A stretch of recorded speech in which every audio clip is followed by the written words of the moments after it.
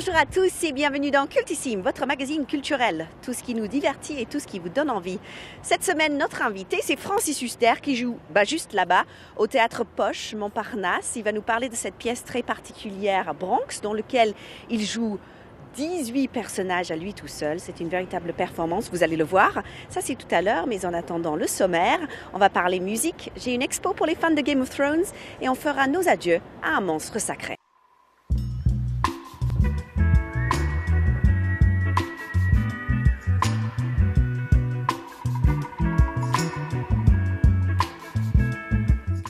Monsieur, dame, bonjour. Je peux vous poser une petite question, c'est pas compliqué, juste à savoir si vous connaissez cet homme. Oui, je le connais, mais je ne me rappelle pas son nom là. C'est un acteur, mais je ne sais plus son nom. Non, oui, c'est un acteur. Francis. Francis Hubert. Huster. Allez, c'est bien, c'est pas mal. Qui joue très bien, je crois qu'il est au théâtre aussi, hein, c'est ça. C'est un bon acteur.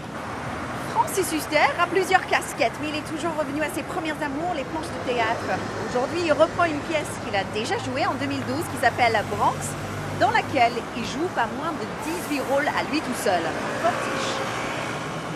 Francis, je suis hyper contente de te voir. Alors, dans ma valise cultissime, j'ai des objets qui vont, j'espère, te rappeler des souvenirs. Oui. Ou te provoquer une petite réaction. Oui.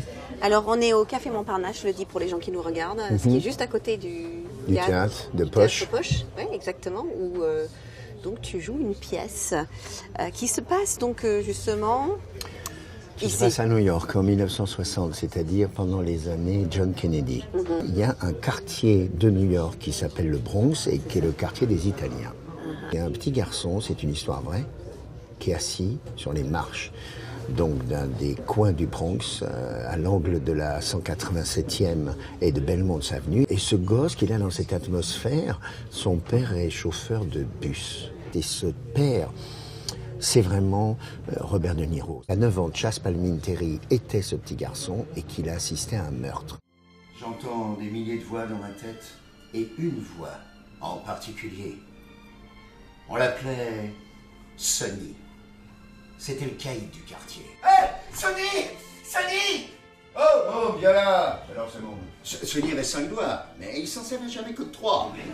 Il avait toujours un type à sa droite, un type à sa gauche. Qu'est-ce que tu prends, tu devant? Il sort avec une batte de baseball. Il éclate la vie du type derrière. J'ai aperçu Sonny au coin de la rue, le flingue à la main. Non, je vous dis, mon fils a rien vu. Ah, si, papa, j'ai tout vu, c'est tout. 5 notre père et 5 je vous salue Marie. Pour avoir menti au sujet d'un meurtre, c'est pas cher compliqué. Non, je vous remercie de votre amour. Le monde m'appartenait. C'était comme un grand pot de cookies. Sonny avait dévissé le couvercle pour moi, et moi, j'avais plongé dedans, la tête la première. Je veux pas que mon fils soit impliqué dans tes embrouilles. De quelles embrouilles tu parles? Ça va, me prends pas pour un con. C'est quoi, ce feu? Fils, fais pas de conneries. Fils, tu peux faire quelque chose de ta vie. Un DVD maintenant, il était une fois le Bronx. Oui. Donc il y avait d'abord la pièce. Il y avait d'abord la pièce. De Niro a vu la pièce de Chas Palminteri. C'est ça. Et il a tourné le film en faisant tourner Chas Palminteri dans le rôle de Sonny, le héros de la mafia. Et lui interprète le chauffeur de bus. Et je dois dire que le film est un des 10 grands chefs-d'œuvre sur la mafia. Il est considéré comme un chef-d'œuvre. Alors, je sais qu'il y a autre chose que tu as en commun, en quelque sorte, avec Robert De Niro, c'est que tu l'as doublé, je crois. Oui, j'ai eu la chance de doubler Robert De Niro dans 1900, le film qu'il a fait avec Bertolucci et avec Gérard. C'est très impressionnant parce que tu t'aperçois, quand tu passes des heures et des heures à regarder et encore la séquence, que cet acteur a été aux États-Unis, ce que Marcello Mastroianni a été en Italie, c'est-à-dire pas un acteur. Il n'acte pas. Il découvre ce qu'il fait, comme Mastroianni. J'enchaîne avec un objet qui va sûrement te parler,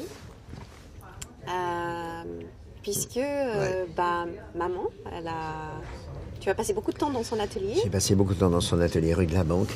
Qu'est-ce qu'elle faisait? Elle était couturière. Et je me souviens, et à chaque fois, je lui disais, mais pourquoi tu mets pas le dé? Parce que j'avais peur qu'elle se coupe quand elle mettait pas le dé. Elle n'aimait pas mettre des dés.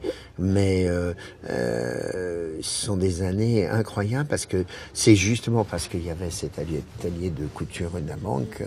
François Florent nous a amenés dans cet atelier quand toutes les machines s'arrêtaient pour venir répéter des scènes, pour venir travailler. Et c'est François Florent, sans lui je ne serais pas là, qui a convaincu ma mère de me laisser faire ce métier. Sinon j'aurais jamais pu. C'est-à-dire que Florent a été pour moi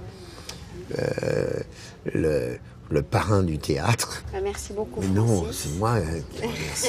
Merci beaucoup. Donc la pièce s'appelle Bronx, c'est au théâtre de Poche-Montparnasse. Et c'est tous les soirs à 19h, il y a Tchekhov, une très belle pièce de Tchekhov qui se joue. Et à 21h, c'est Bronx, le soir. Et le dimanche à 15h, parce que la pièce de Tchekhov se joue après à 17h. Merci beaucoup, Francis. Vous avez compris. Merci. Et en plus, il fait de la promo pour tout le monde. Il est super oui, sympa, parce qu'elle est formidable, la pièce de Tchekhov. Tchekhov à la folie, ils sont formidables. Merci pour tout. Attends, je vais te laisser. Ah, c'est trop gentil. Voilà, petit cadeau. C'est un cadeau, je vais le mettre dans ma loge. Voilà. Merci beaucoup. Merci à toi.